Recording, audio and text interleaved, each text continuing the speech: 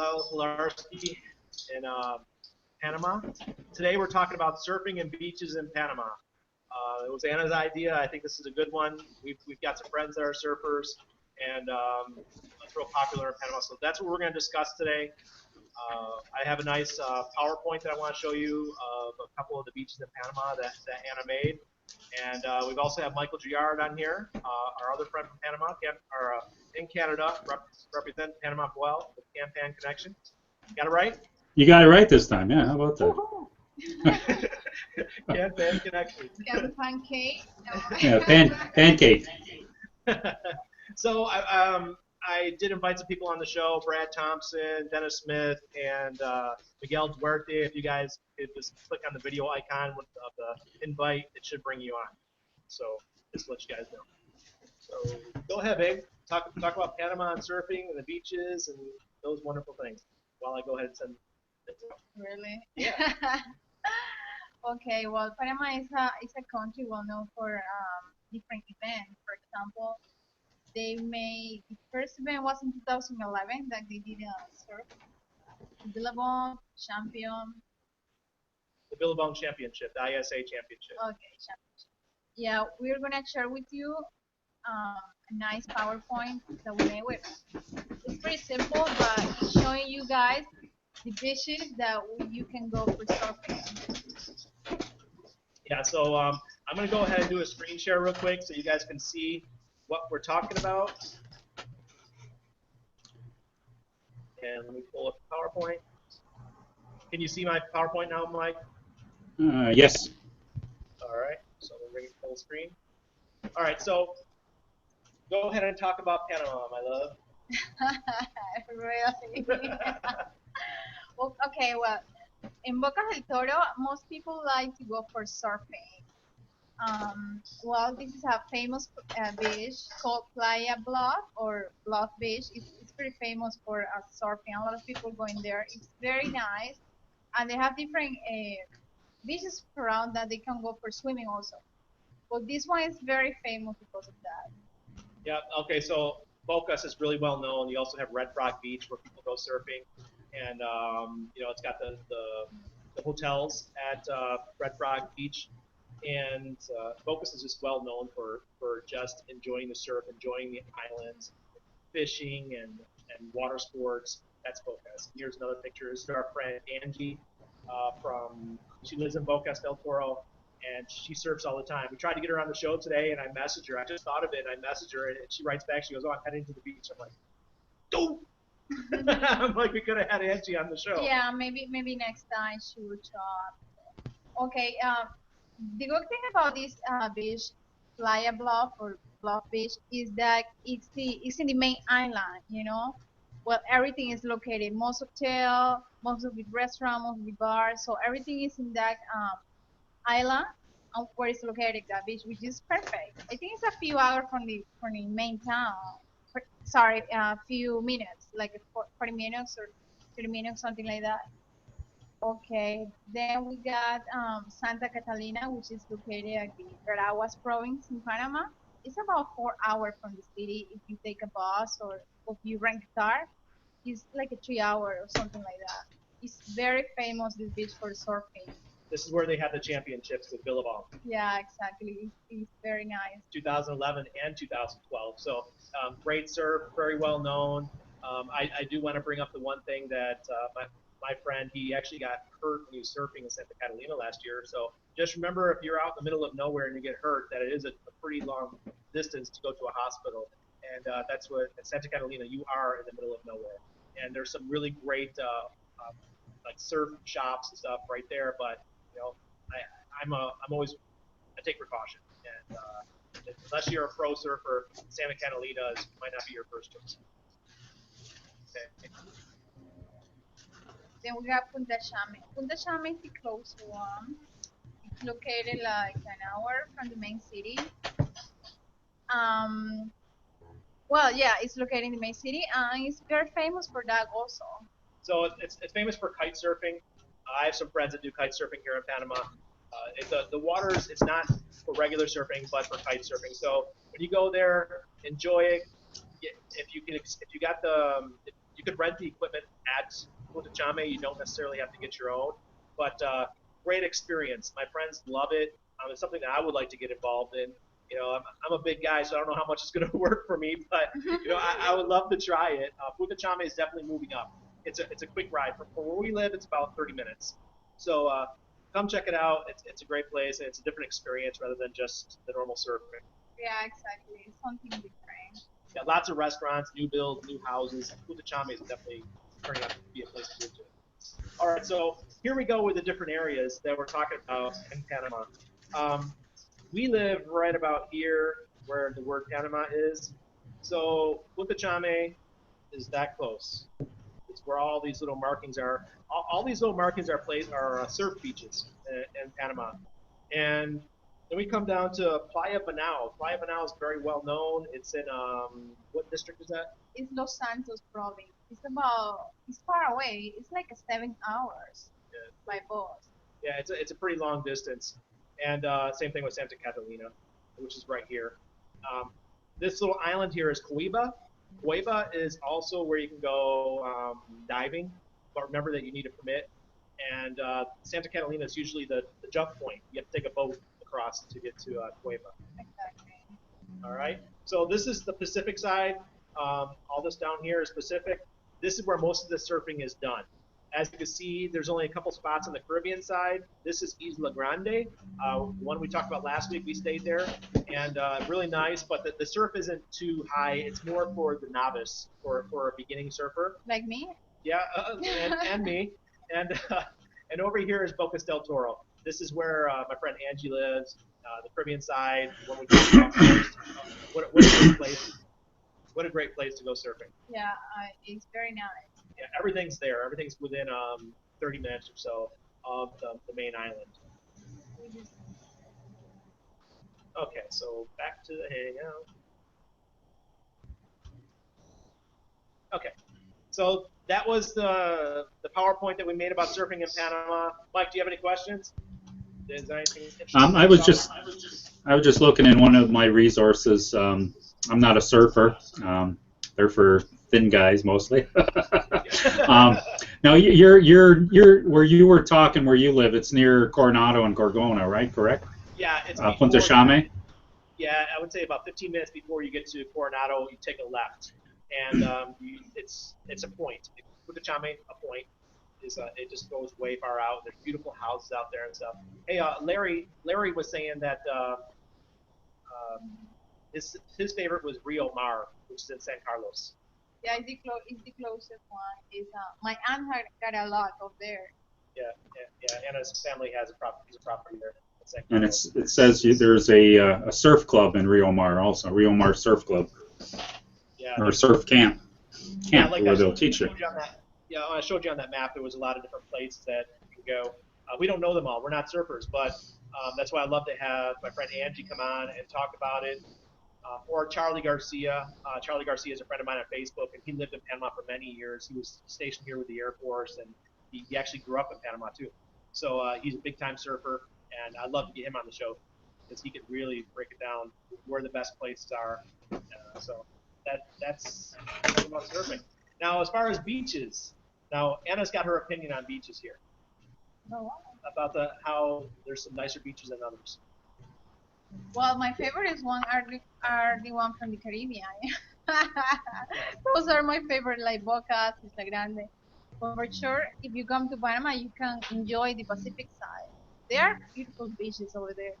But my favorite one in the Pacific is it's not Santa Clara, it's Santa You Clara? said Santa Clara. Oh yeah, Santa Clara is the nicer one. I love it. So I really suggest you guys to go there. Or if you want to stay in a resort or something, as I said before, you can go to different resorts. Resorts, and stay over there and enjoy the beach view and everything. Like Bijou is the Sheraton Bijou is on the Pacific side. It's a resort right on the beach. You have Farallon, yeah, that area is Playa Farallon. It's the longest one. Which most of the resorts are located. yeah, and you have El Cameron Hotel. that how we The, pronounce the Cameron is where is Decameron. yeah, the Cameron is where is the Playa Farallon or Farallon Beach. it? And Playa Blanca, I stayed at Playa Blanca. That was pretty nice. You have the pools and all that. They have the water sports. You can take the jet skis out and Golf course. Nice.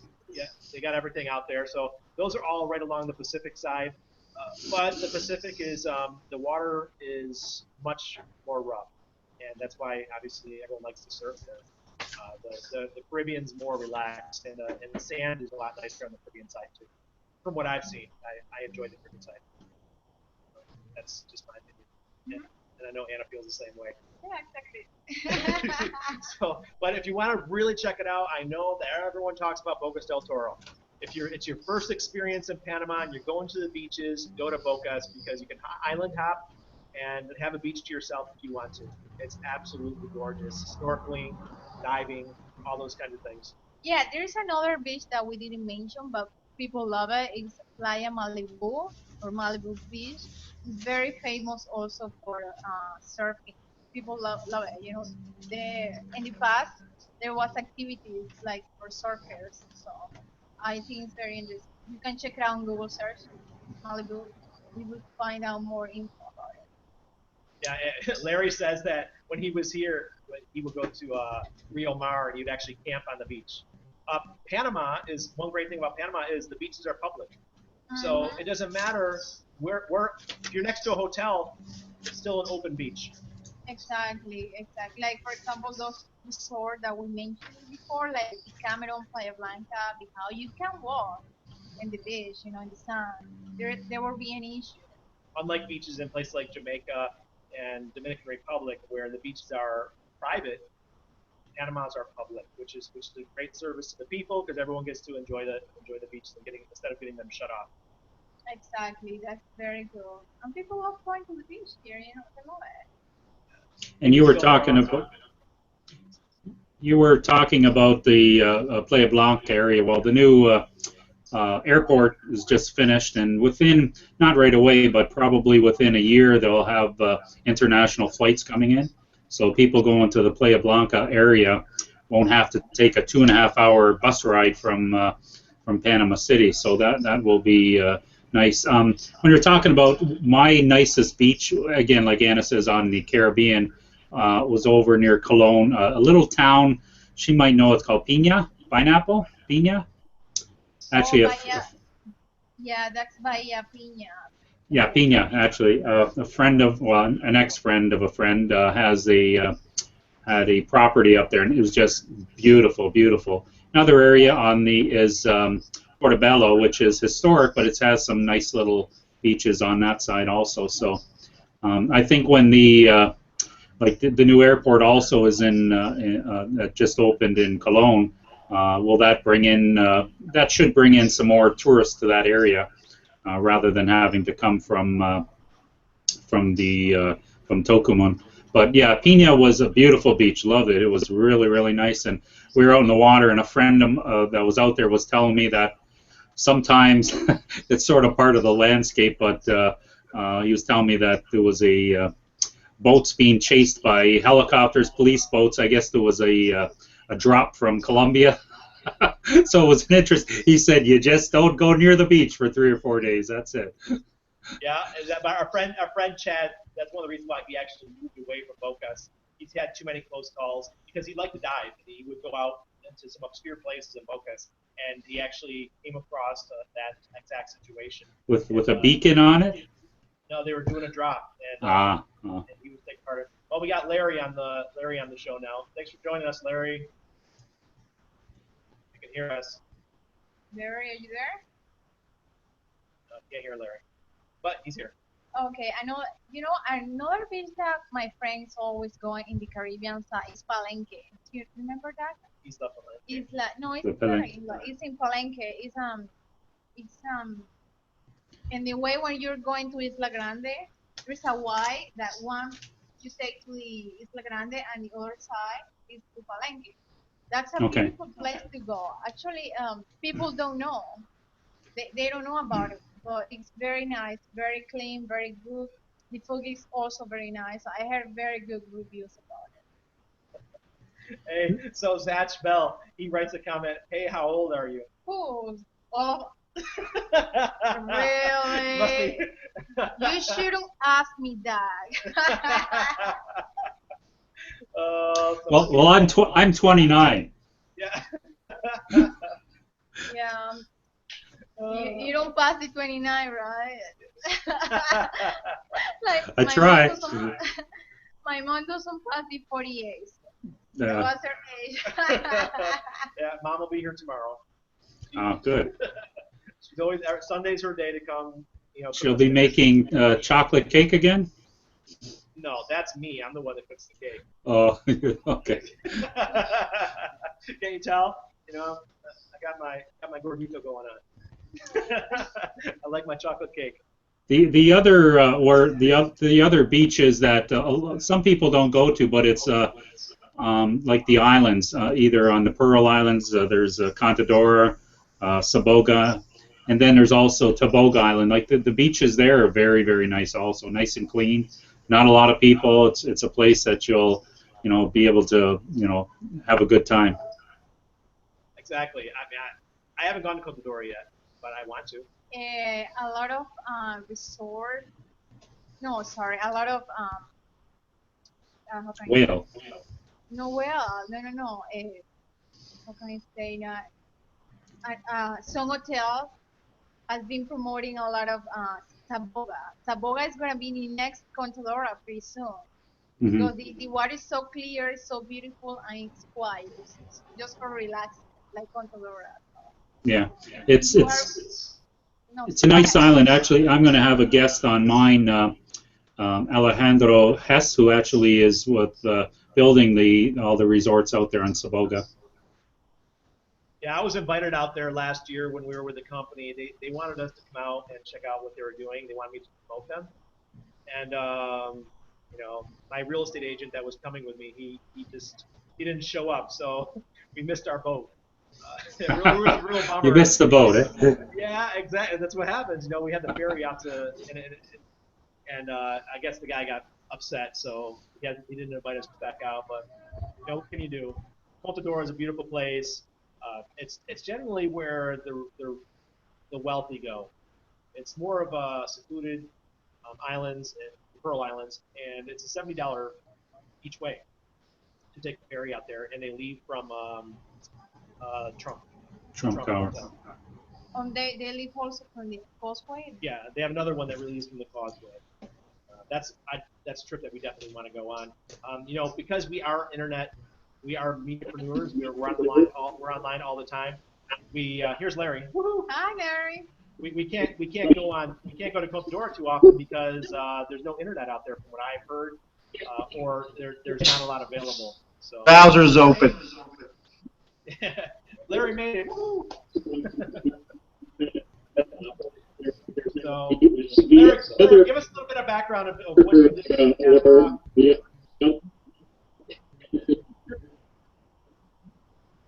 Larry, can you hear us? That should work. All right. Okay. I was in the Air Force at Howard for 2 years. Can you hear me? Yeah, we can hear you fine. Hello? Yeah.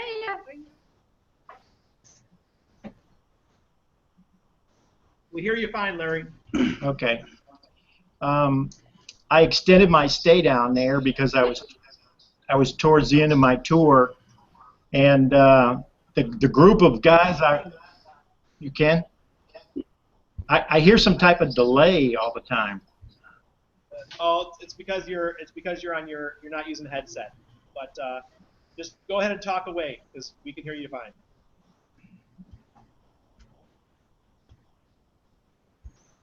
All right.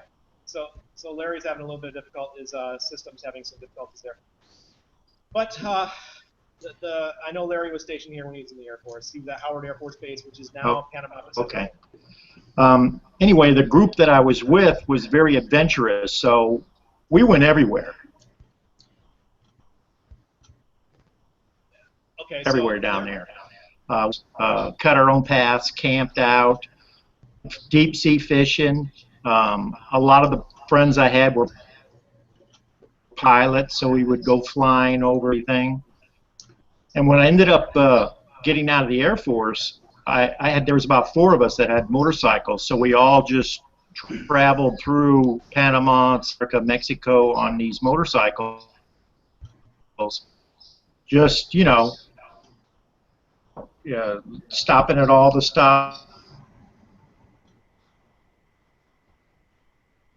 along the way, the beaches. Had my life. There was so much to do down there. And this was back in it was before all the...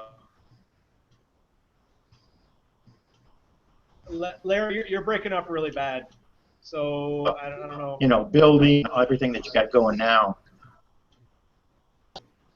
Okay, so Larry, I'm gonna mute you, all right? Because your systems are really maybe it's your internet connection today. It's really breaking up bad. Let me see how that works. All right, so I'm sorry about Larry's connection, guys. It's just not working. So one thing I wanted to bring up today is something that happened this week was the news of the Panama banking system. They did have a blackout, or not a blackout, but what we call a banking holiday.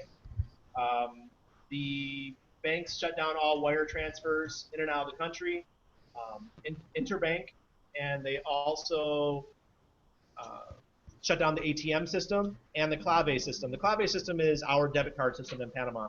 So for Panamanians, that really stinks, because they get paid in their bank accounts, their checking, and they can't use their claves or their debit cards. So it's been a tough couple days. They announced it a little bit late. It really, first they announced it on La Prensa on the 16th.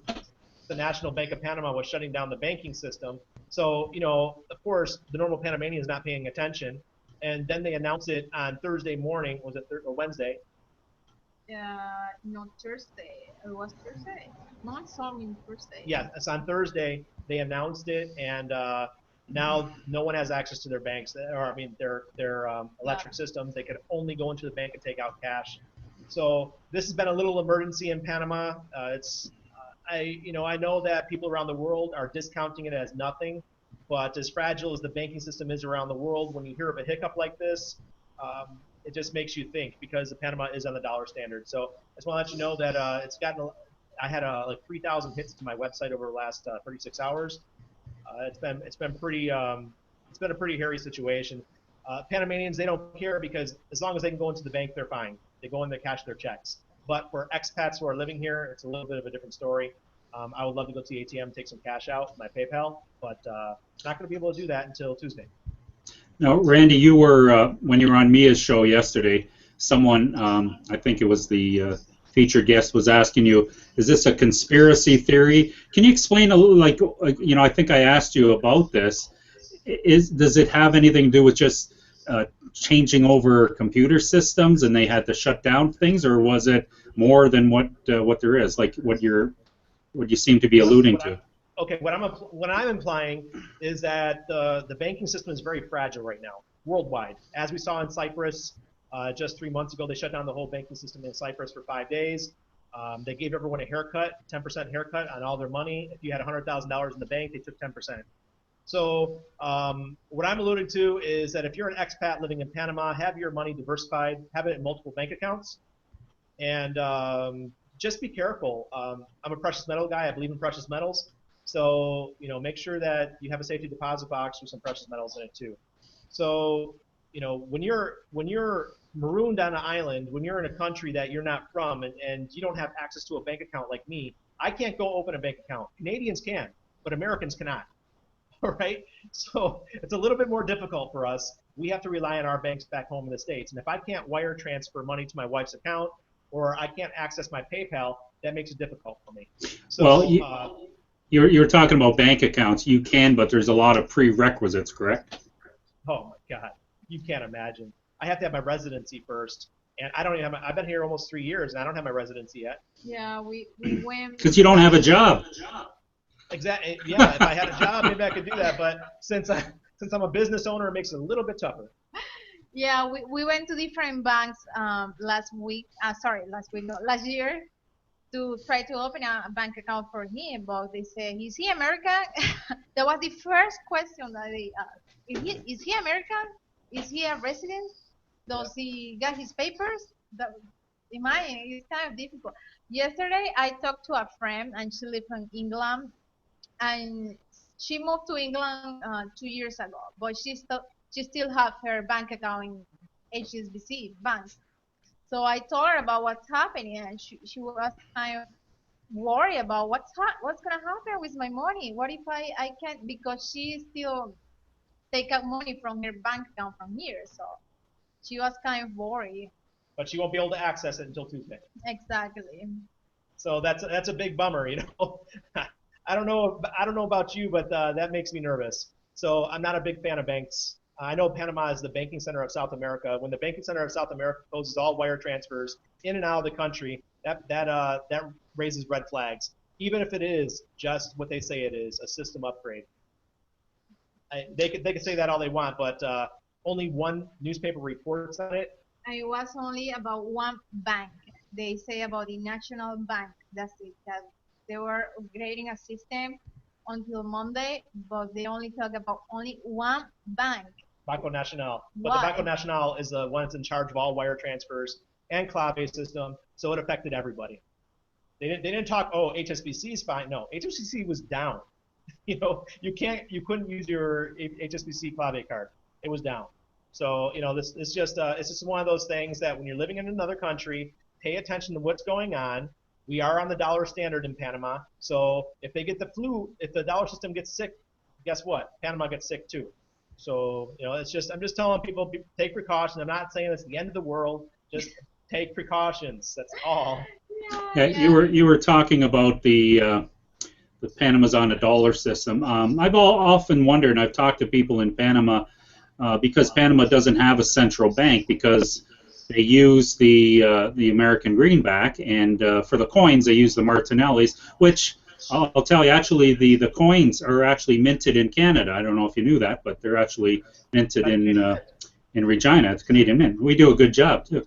But the one thing I think that the one thing I think Panama should look at more and more, and I think they've got comfortable with using the American dollar, and I think possibly in the future when the economy really has a lot of strength, which it is, Panama would be smart to actually look at getting their own denomination of money to actually use rather than the American dollar, because we see what's happened, like especially in everywhere around the world. We live in a global economy, as you guys know, and what happens especially for us, Canada, United States is our biggest trading partner. So when the United States, goes belly up, we go belly up because they're not going to buy our products, and because of the global market, what happens in Europe and everything else goes belly up. Even though our economy is strong, in Canada, we will, and Panama also will benefit over the long run. I just think that the government's got complacent with using the American dollar as their standard. But I've talked to a lot of people that are economists and a lot of things, and they say, why are they doing that? If they're a strong economy, they should have their own central bank, even though it costs money to have a central bank, and because of government restrictions and everything. But having a central bank, if you're in a strong economy, can definitely help. There's pros and cons, but the problem is when and the other thing that I found is when you're in Panama, sometimes you'll get some dollars back from people, and I think they've been in circulation for like 8 million years. They're black. They're like, you can't even read them. It's ridiculous. It's like you need rubber gloves to hold on to them. It's like, I don't want that one. It's been in around, because I don't think that, like in the United States or in Canada, when the money gets bad, the banks actually send them back to the mint and replaces them. Now in Panama, I don't know if they get sent back to the U.S. Mint, or they just keep recirculating until they're nothing. Well, we just had a discussion about this. I mean, I've been talking about this for a year with my wife and with the family, so I'm sure she's going to break it down for you. What do you think about Martinelli's? Oh yeah, I was going to say that when the first time that the government launched the coin, the Martinelli, it was $1. I mean, sorry, it is $1. people complain. People say, "Oh, this president, he's so crazy." People didn't understand. There is a reason that he's doing that, and then he tried to make a five bucks coin, $5 coin. Oh, $5 really? coin. Yeah, he tried, and guess what? People complain about it.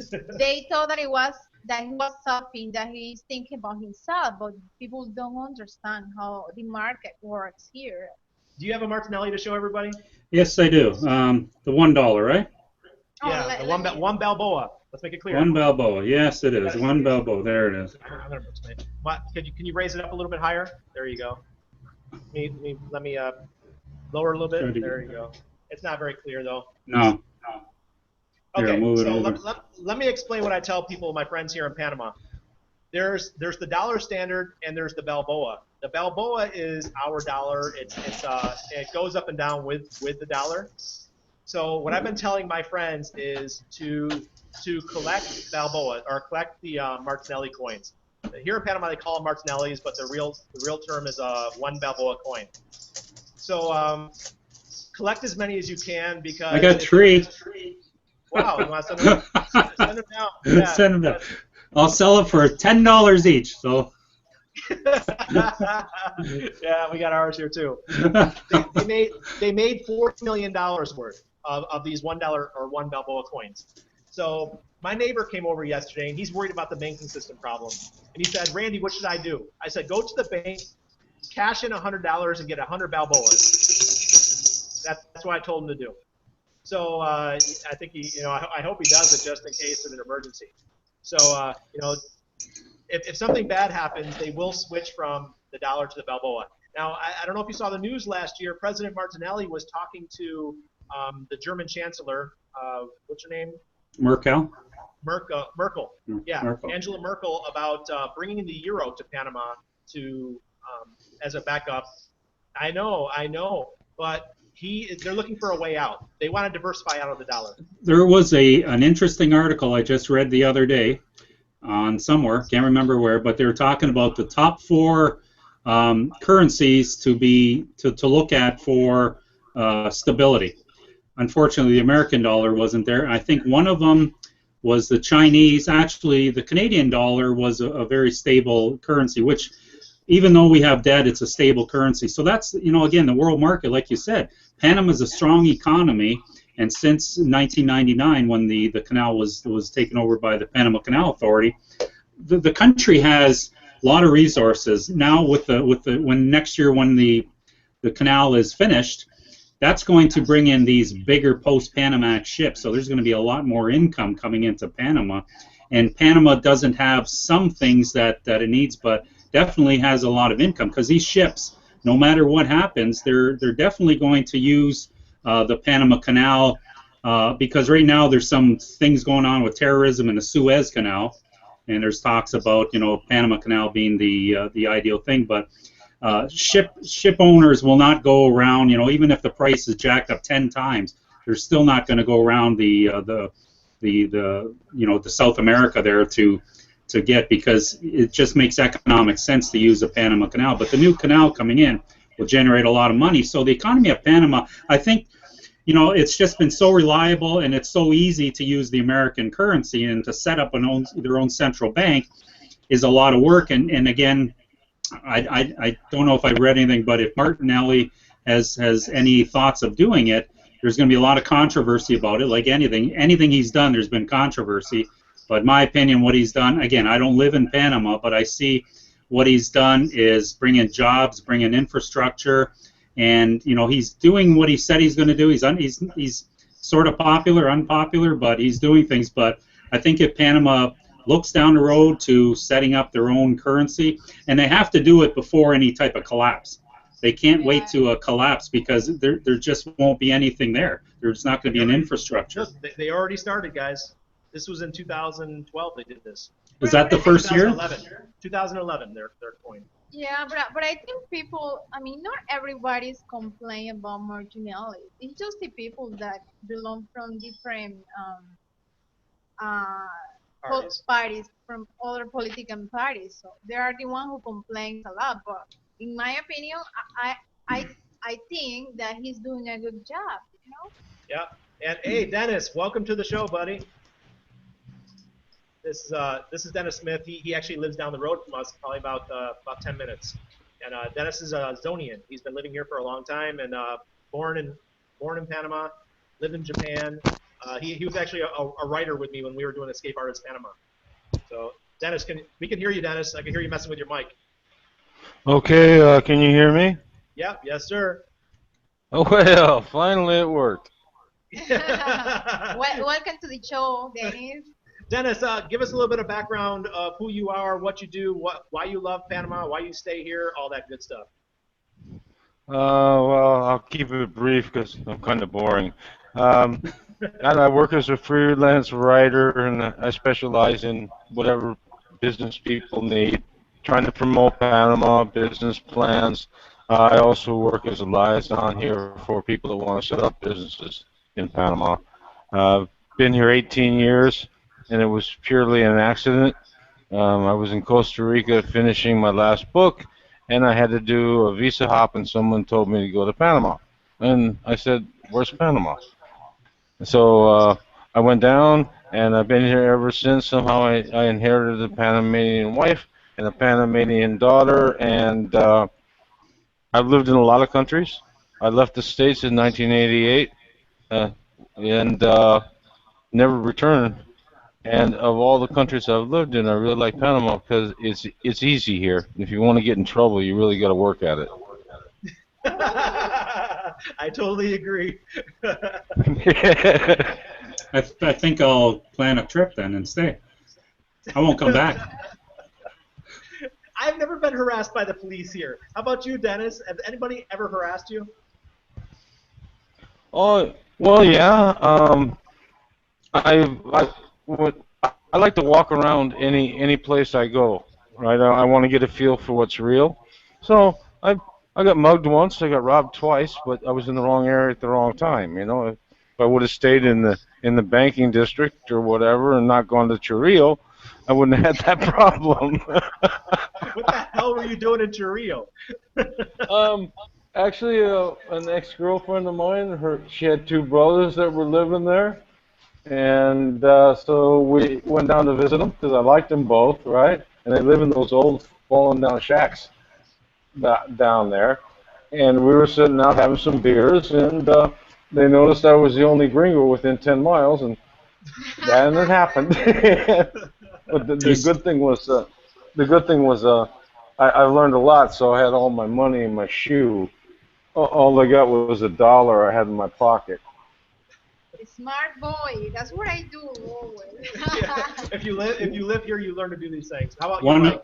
One of the first times I was there, I was going back from Calzada Amador, and the taxi driver, rather than go through traffic, decided to go through that area.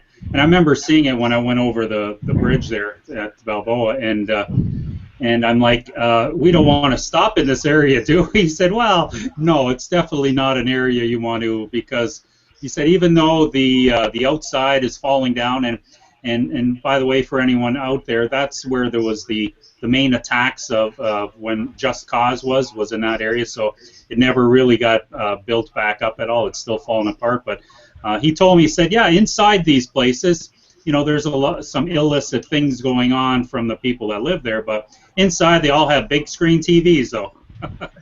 Yeah, that's true. That's true. A lot of cable dishes down there.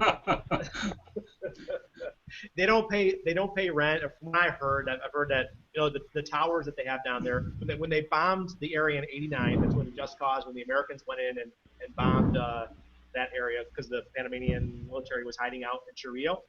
They had to rebuild 2 towers, and there's some towers there now. I think they're about 20 stories tall, and the elevators don't work.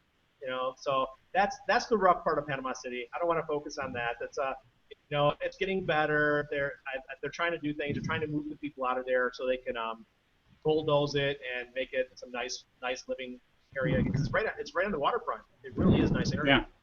I think like that area, if they were to get it back going, because that's, other than that, there's a few other areas that people say, but that area, if it got rebuilt and got back, just like in Cologne, if Cologne were to get rejuvenated, I think you'll see it where it was 100 and some years ago. Because I've seen some videos and pictures from years ago, and Cologne was a nice area, and even El Chorrillo, it was, probably nice at one time, but unfortunately, that's where the lower class people, or the lower income, let me put it that way, people live, and it's just an area that the taxi driver said during the day it's not too bad, but anytime when the light goes down, the sun goes down, definitely don't want to be in that area.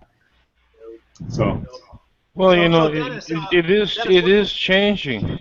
It is yes, it is. changing. All the development along the Cinta Costera, and now you're going to have the new convention center on the other end.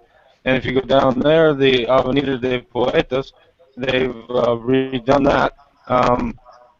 And then close enough to it, you got Corundu, where they tore out the swamp and put up new apartments for the low-income families. Something's going to happen in that area because it is the waterfront.